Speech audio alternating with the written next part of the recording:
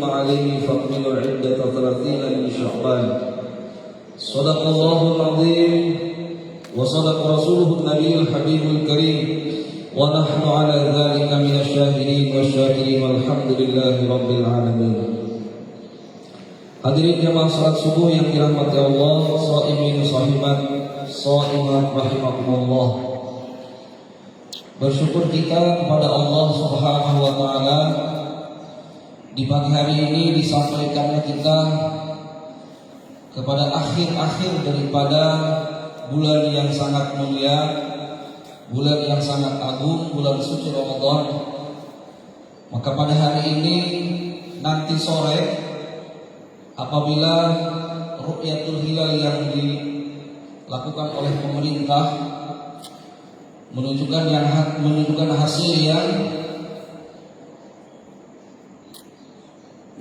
hasil yang yaitu adanya hilal yaitu minimal 3% atau 3 derajat di ufuk timur, maka menunjukkan bahwa itu adalah pertanda sudah masuknya tanggal 1 Syawal. Maka kalau sudah seperti itu, ini adalah merupakan akhir daripada bulan suci Ramadan. Dan ini adalah merupakan hari terakhir untuk kita melaksanakan dan menunaikan ibadah puasa. Karena di dalam menentukan tanggal 1 Syawal itu yang diajarkan oleh Rasulullah SAW, kurangnya ada 2 metode, ada 2 cara, baik di dalam penentuan 1 Syawal maupun di dalam penentuan 1 Ramadan. Itu sesuai dengan hadis Rasulullah SAW, sumu liru'yatikum, maka puasalah dengan cara kalian melihat hilal, itu dengan cara melihat bulan terbit. Wa aftiru li ru'yatikum, dan berbukalah, artinya melakukan buka puasa di akhir daripada bulan suci Ramadan untuk penentuan tanggal 1 Syawal, itu untuk merayakan Idul Fitri. Maka li ru'yatikum, dengan cara ru'yatul hilal. Ini adalah metode yang pertama yang diajarkan oleh Rasulullah SAW, yaitu dengan cara ru'yatul hilal, dengan cara melihat hilal.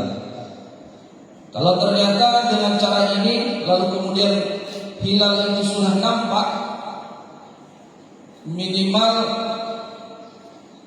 3 derajat di atas ufuk timur, maka ini menunjukkan bahwa esok hari adalah tanggal 1 Syawal, atau kalau kita melakukannya di akhir daripada bulan Sya'ban untuk menentukan tanggal 1 Ramadan, maka itu menunjukkan tanggal 1 Ramadan atau 1 Syawal.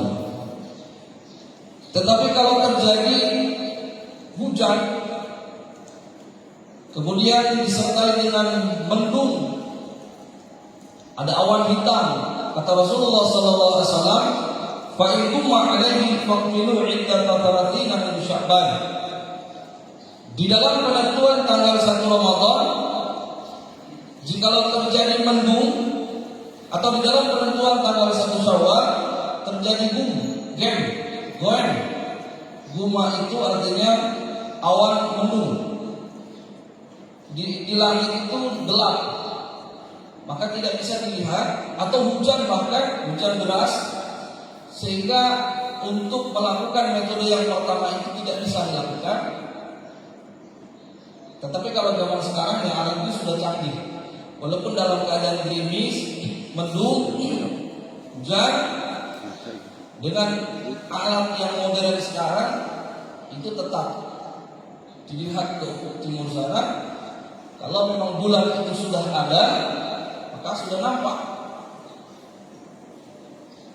Ini Rasul SAW menyampaikan 14 abad tahun yang lalu. Maka waktu itu alat modern yang canggih belum ada. Tapi itulah yang diajarkan oleh Rasulullah SAW. Kalau seandainya memiliki kesulitan atau mendapatkan kesulitan di dalam melihat hilal itu, maka faqbilu iddata 30 min Sya'ban. Maka sempurnakanlah 30 hari daripada bulan Sya'ban. Maka sudah barang tentu kalau Sya'ban sudah sempurna 30 hari, esok itu sudah pasti tanggal 1 Ramadan. Atau sempurnakan daripada 30 hari bulan Ramadan, sudah barang tentu esok adalah tanggal 1 Syawal.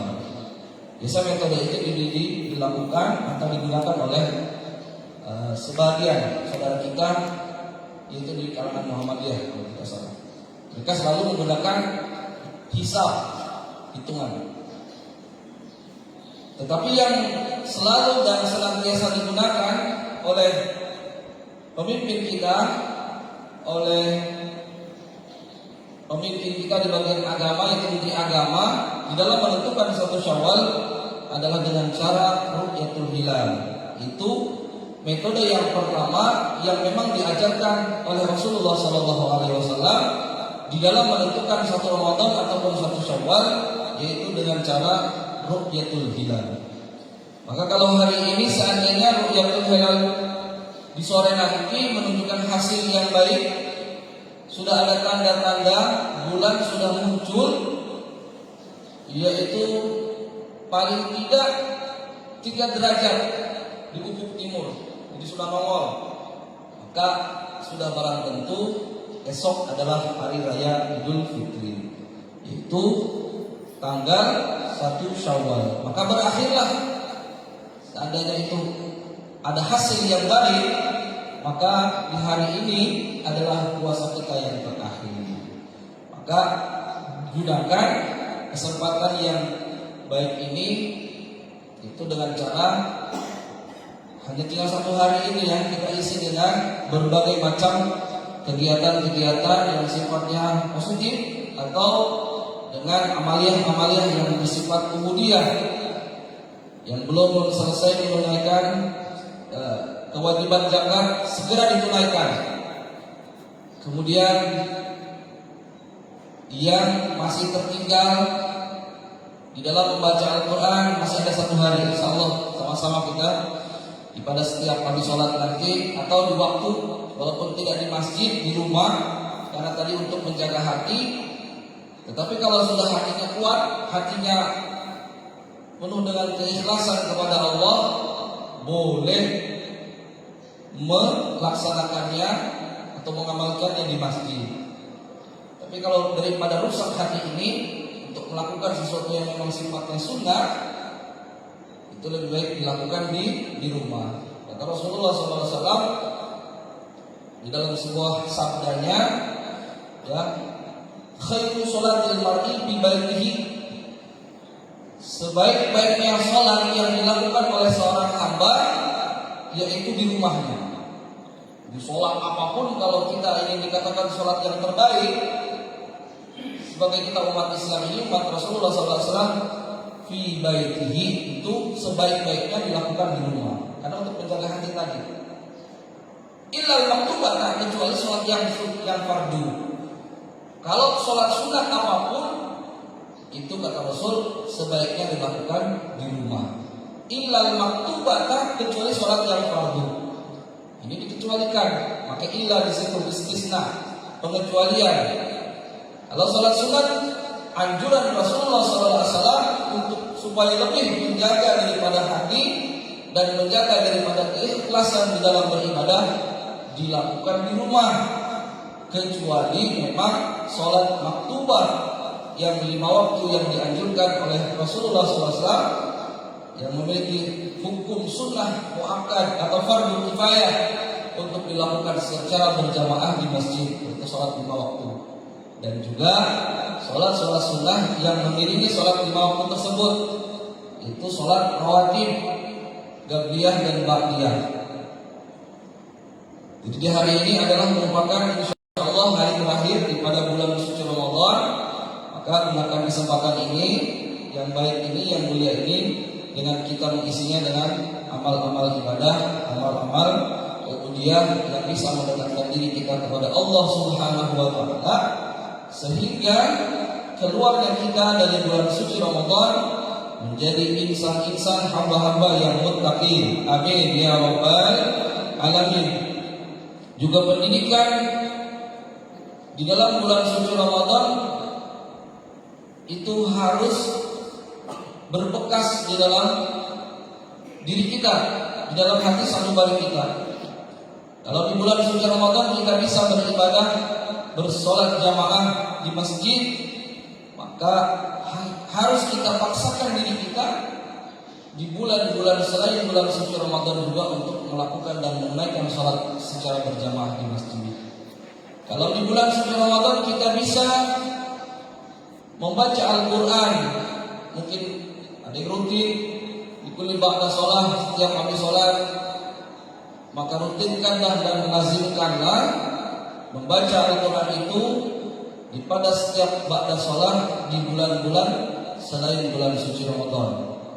Jikalau di bulan puasa kita mampu berbagi kepada saudara-saudara kita, bersedekah, baik itu yang sifatnya sedekah wajib maupun itu yang namanya sedekah sunnah. Karena di dalam Al-Quran sedekah itu dikatakan, atau zakat itu dikatakan sedekah. Kalau sedekah yang wajib berarti itu namanya zakat. Ya, dalam surat At-Taubah, innamas shadaqatu lil fuqara wal masakin. Sesungguhnya zakat itu hanya saja diperuntukkan bagi orang fakir dan miskin. Di bulan suci Ramadan kita bisa mengeluarkan sedekah baik itu yang sunnah maupun yang wajib. Maka di bulan-bulan yang lainnya selain bulan suci Ramadan kita juga harus bisa mengusahakan untuk mengeluarkan sedekah yang wajib, yaitu zakat. Manakala apa yang kita miliki daripada harta misalnya sudah mencapai nisab atau sudah mencapai haul. Karena kewajiban atau syarat di dalam kita mengeluarkan zakat itu dua. Yang pertama adalah haul, yang kedua adalah nisab. Haul itu si harta ini sudah kita miliki lebih daripada 1 tahun. Kemudian kalau nisab sudah mencapai itu batasan yang minimum, yaitu sekitar 85 gram kalau diemaskan. Kalau sudah mencapai seukuran itu, atau kalau dikeluarkan sekitar 85 juta, lalu kemudian kita miliki sudah selama 1 tahun lebih, maka sudah memiliki kewajiban bagi kita untuk mengeluarkan zakatnya. Di bulan suci Ramadan kita bisa mengeluarkan zakat fitrah untuk membersihkan diri kita, mensucikan diri kita, dan untuk supaya amal-amal ibadah kita, puasa kita, tadarus Al-Quran kita, dan lain-lainnya supaya bisa disempurnakan dan diterima oleh Allah, kita keluarkan zakatnya. Maka usahakan di bulan-bulan selain bulan Ramadan juga kita bisa mengamalkan dan bisa mengeluarkan zakat tersebut. Amin ya rabbal alamin. Kemudian di pagi hari ini kita sedikit melanjutkan hal-hal yang berkaitan dengan puasa Ramadan. Dan walaupun ini adalah akhir daripada Ramadan, namun tidak ada salahnya, karena biasanya di akhir-akhir daripada bulan Ramadan banyak saudara-saudara kita yang sudah mulai mudik. Nah, ini bab ini tentang khusus bagi orang-orang yang mau melaksanakan mudik tapi dia dalam keadaan berpuasa. Qala musannif rahimahullahu ta'ala wa nafa'ana bi ulumihi wa amanna bi asrarihi wa 'ada 'alaina min barakatihi amin ya rabbal alamin. Wal marid wal musafir sabran tawilan yuftirani wa yaqdiyan. Ada 2 golongan orang selain yang kita bahas di hari kemarin yang boleh untuk berbuka, yaitu yang 2 golongan ini adalah yang pertama kata musannif al-marid, itu orang yang sakit. Pertama. Kemudian yang kedua al-musafir safaran tawilan, yaitu orang yang dalam keadaan musafir dengan catatan musafirnya itu safaran tawilan, perjalanan yang tawil, panjang atau jauh. Kalau perjalanan itu bukan panjang tapi jauh. Maka hukum keduanya adalah dalam berpuasa Ramadan yuftirani, boleh hukumnya untuk berbuka. Orang yang sakit boleh buka, tidak puasa diperbolehkan. Cuma nanti ada batasan-batasannya, ada syarat juga ketentuannya, sakit seperti apa yang boleh berbuka dan sakit yang seperti apa yang tidak boleh untuk berbuka. Semua berlandaskan dari firman Allah Subhanahu wa taala di dalam surat Al-Baqarah ayat 85. Itu baru lagi ini orang ini yang sakit ini masuk kategori boleh berbuka atau tidak? Atau mungkin dia walaupun sakit tetap wajib melaksanakan puasa. Kemudian yang kedua, al-musafir safaran tawilan, perjalanannya jauh, sudah mencapai kurang lebih 89 km, dihitung daripada batas kota. Kalau dari sini ke Nagoya tidak. Saya musafir dari sini ke Nagoya, itu tidak dihitung. Tidak dihitung. Karena nanti ada batasannya.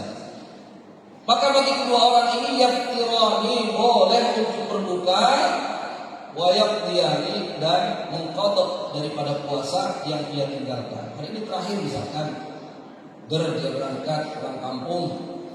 Pulang kampung itu udah pasti jauh safaran tawilan, walaupun ditempuh dengan waktu yang singkat.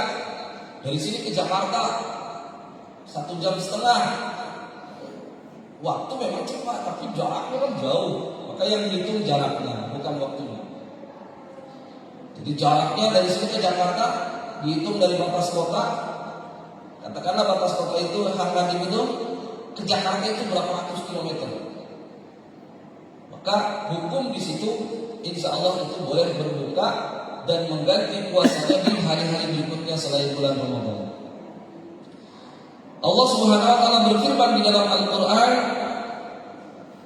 yang menunjukkan dalil bolehnya berbuka bagi orang yang musafir, orang yang bepergian, dan orang yang dalam keadaan sakit.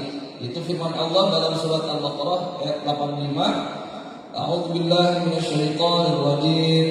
Faman kana minkum maridan aw 'ala safarin fa'iddatun min ayyamin ukhra. Kalau kita artikan secara harfiah, faman maka barang siapa kana yang ada itu umat minkum di antara kalian maridon dalam keadaan sakit, si man au ala safarin atau atas dalam bepergian, dalam musafir, fa'iddatun maka gantinya daripada puasa min ayyamin ukhra, itu dari hari-hari yang lain. Artinya orang yang sakit dan orang yang musafir, kata Allah dalam Al-Quran surat Al-Baqarah ini, boleh untuk mengganti puasanya di hari-hari berikutnya. Kata Imam Ibnu Abbas, tafsirul ayat fa'iddatun min ayyamin ukhra. Jadi faman kana minkum maridan aw ala safarin fa'aftara fa'iddatun min ayyamin ukhra. Wangkana minkum maridan, maka jikalau ada di antara kalian yang sakit atau ala safar atau dalam perjalanan, fa'aftara maka boleh berbuka, fa'iddatun min ayyamin ukhra. Maka ganti daripada hari yang dia tinggalkan itu hari-hari selain hari Ramadan. Bisa dibayar di bulan Syawal, bisa dibayar di bulan yang lainnya. Usahakan di dalam membayar hutang daripada hari-hari puasa yang kita tinggalkan dari bulan suci Ramadan dengan sebab yang diterima itu secepat mungkin, supaya tidak nanti hatta dapat al-waqt, sampai waktu itu dekat dengan Ramadan yang berikutnya, wajah Ramadanul akhir, dan sampai dengan datang Ramadan yang lainnya, itu akan menyebabkan kita berdosa kepada Allah Subhanahu wa taala. Karena mengakhir-akhirkan daripada mengqadha puasa yang ditinggalkan itu hukumnya dosa besar. Bahkan sampai datangnya Ramadan yang lain belum juga dibayar, itu berlipat-lipat dosanya. Jadi makanya ketika ibu-ibu ini datang bulan 15 hari atau 1 minggu umumnya ditinggalkan puasa karena datang bulan haid. Setelah selesai daripada bulan Ramadan, hari pertama hukumnya haram berpuasa, yaitu Yaumul Id, tanggal 1 Syawal. Hari kedua sudah boleh, atau hari kedua ketiga masih ada tamu banyak, kita tidak enak untuk tidak menyertai mereka, misalkan untuk minum dan lain sebagainya. Di hari ketiga, di hari keempat dan seterusnya, mulai kita untuk membayar daripada hutang puasa yang tertinggal. Jadi jangan mengakhir-akhirkan, nanti saja. Akhirnya datang Ramadan yang lain, hutang belum dibayar, maka dosa yang ada nantinya dapat kebencian dari Allah Subhanahu wa taala. A'udzubillahi min dzalik. Juga ingatkan kepada anak-anak kita yang sudah dewasa, bagi yang sudah memiliki anak yang sudah perempuan yang sudah haid, itu diingatkan, kamu punya utang, ya cepat bayar. Ayo ibu kawani untuk berpuasa. Karena ternyata membayar utang daripada Ramadan itu agak sedikit berat, karena puasanya sendiri. Maka anak kita punya utang, ayo dikawani puasanya. Insya Allah tidak terlalu berat kalau ada temannya. Semua kemudian yustaratu fil maridi an yajida alaman syadidan. Nah, ini mulai masuk kepada syarat diperbolehkannya berbuka bagi orang yang sakit. Ini yang pertama kita bahas tentang yang sakit dulu. Syaratnya adalah al-yajida alaman syadidan. Pertama, seseorang yang sakit ini bukan hanya sakit kepala sedikit, kemudian flu biasa sedikit, lalu kemudian dia berbuka. Tidak. Syaratnya adalah al-yajida alaman syadidan. Dia mendapati dirinya itu sakit yang sakit yang luar biasa sakitnya. Kalau dia punya emah berarti emah akut. Kalau dia misalkan sakit kepala, itu sakit kepalanya yang dahsyat, yang biasanya kalau di daerah Jawa Barat sana disebutnya 7 kuriling. Apa itu 7 kuriling? Pertikul. Sakit kepala yang banget gitu. Jadi dikatakan alaman syadidan, sakit yang berlebihan, sakit yang amat sangat sakit gitu. Kalau sakit perut itu betul-betul sakit, emah yang akut, atau asam lambung yang banget gitu. Masalahnya yang sakit, tapi sakitnya bukan kayak saya demam sedikit mau buka lah. Sakit-sakit biasa tidak diterima.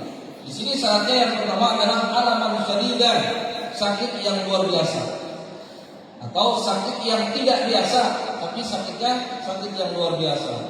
Bahkan di situ disebabkan dengan sakit itu fata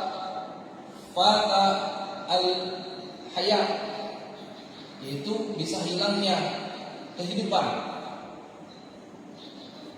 Dengan sakit itu kalau dia tidak berbuka, maka asobahul halak, dia akan tertimpa kehancuran, artinya kematian. Di sini al-halak al-maut.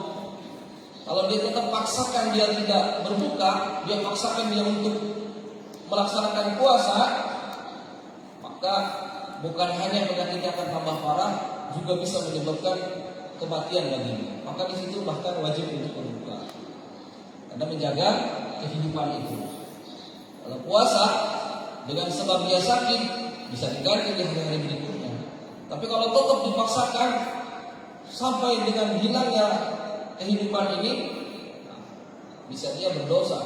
Niatnya mau jihad, meninggal sakit perut. Katanya man mata ala batni fa huwa syahid. Barang siapa meninggal karena sakit perut, dia syahid.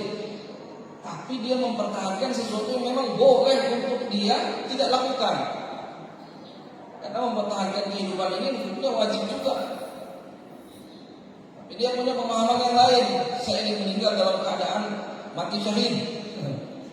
Padahal kalau orang yang sakit boleh untuk berbuka. Kata dokter, Bu atau Pak, tidak usah puasa. Karena kalau baru puasa penyakit Bapak akan tambah parah ini. Bahkan bisa lewat, dia maksa karena ingin mendapatkan fadilah yang tadi. Dalam sebuah hadis, dokter dan para ulama tidak akan pernah memberikan nasihat kalau tidak diikuti, kalau tidak ditaati. La yansahani idza ma tuti'u. Jadi yang pertama, sakitnya itu bukan hanya sakit biasa, tapi yang sakit yang luar biasa. Sehingga dengan sakit itu kalau memang puasanya diteruskan dapat menyebabkan bahkan dia akan terjadi padanya kematian. Maka boleh untuk berbuka.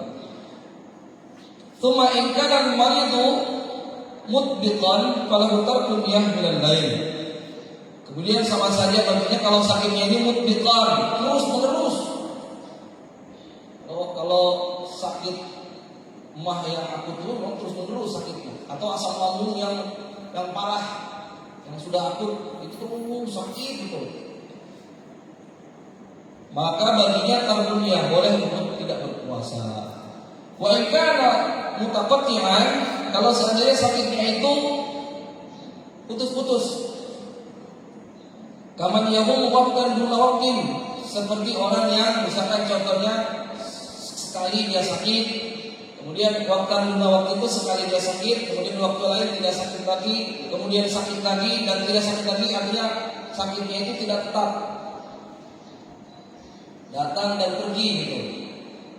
Kadang-kadang sakitnya itu nudhurau in kana mahmuman waqta syuru'i jaza an yutrakiyah min al-lail.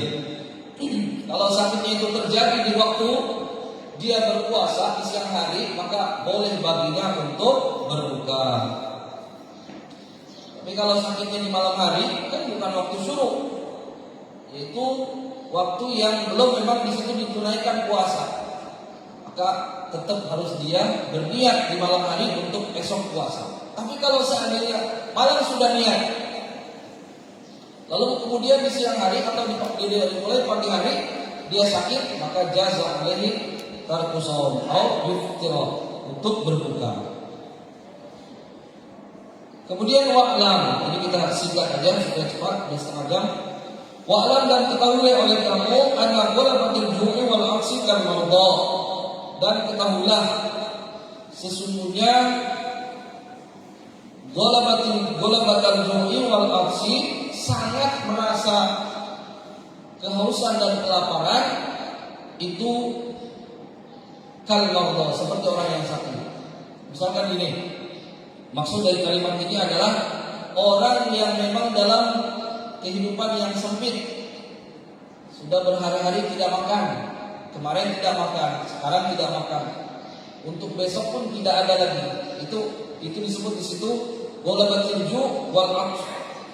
Tidak adanya makanan untuk dimakan. Di sini dia orang yang semacam ini dikategorikan al-marda, yaitu orang yang sakit, maka boleh tidak berpuasa. Orang yang tidak punya sama sekali tidak memiliki kewajiban untuk dia berpuasa. Wa amal musafir fasatul ibaha an yakuna safarun tawilan. Masuk kepada yang kedua, yaitu musafir, orang yang dalam berpergian, dalam keadaan musafir. Maka syaratnya adalah al-ibahah, yaitu perjalanan yang ia lakukan adalah perjalanan yang mubah, bukan perjalanan dalam rangka kemaksiatan kepada Allah Subhanahu wa taala. Kemudian syarat yang kedua, selain yang perjalanan mubah, karena ada perjalanan yang ternyata perjalanan yang haram. Perjalanan yang haram itu perjalanan untuk bermaksiat. Dari sini dia mau ke Jawa, tapi mau ke gunung. Ke gunung apa itu? Kawi. Hah? Kawi. Kawi. Itu perjalanan yang haram. Atau bukan mau ke gunung, dia mau ke rumah kawannya, tapi bawa yang sebelah ini. Bukan mahram, belum nikah, belum apa, jalan. Itu perjalanan haram. Di kampung sendiri itu tur ke pantai, mana gitu ya, sama sedia, padahal belum apa-apa sedia itu, belum dinikah, belum apa, belum halal. Baru tunangan, tunangan itu belum halal, belum akad, tapi tunangan sudah tunangan seperti sudah suami istri, kan kacau itu. Seperti sudah suami istri.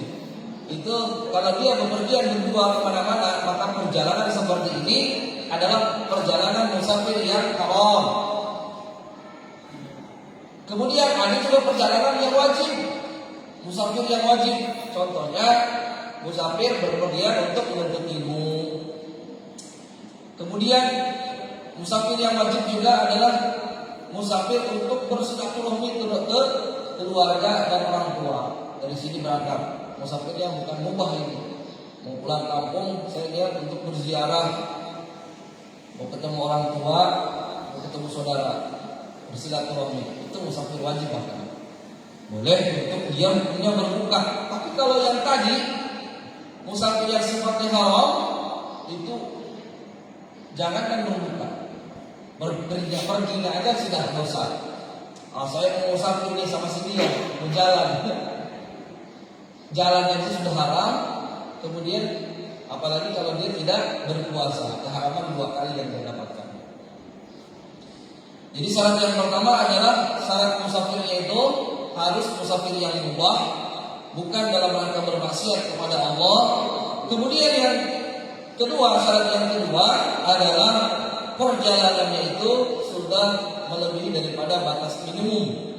Itu batas minimum adalah 1/89 km lebih sedikit atau 90 km terhitung daripada batas kota. Kalau dari Bogor ke Jakarta itu belum kayaknya. Dari Parung saya mau musafir atau dari orang kerja di Jakarta dibawa kembali ke Bogor, belum sampai itu baru sekitar 30 km. Maka tidak boleh berbuka. Selesai kerja di tanggal, misalkan hari ini terakhir puasa. Saya mau mudik di Bogor dari Jakarta. Boleh mungkin puasa, buka puasa? Tidak boleh. Karena perjalanannya itu tidak sampai daripada batas minimum, yaitu sekitar 89 km. Kemudian yang terakhir, ini sebetulnya ilmu ini jarang diketahui. Di sini dikatakan kalau asbahan mukiman summa safara fala yuftir.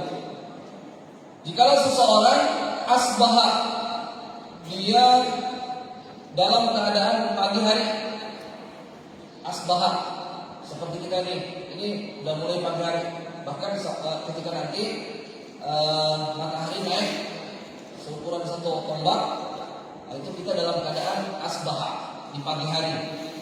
Kalau asbaha seandainya seorang dalam keadaan di pagi hari,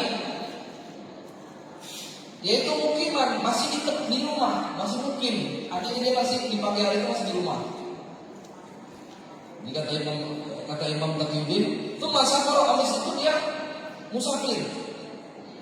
Jadi berangkatnya itu sekitar jam 10 atau jam 11. Pagi hari dia masih di rumah, lalu kemudian agak siang sedikit, summa safara, kemudian dia pulang kampung, musafir. Fala yuftir. Maka hukumnya tidak boleh berbuka.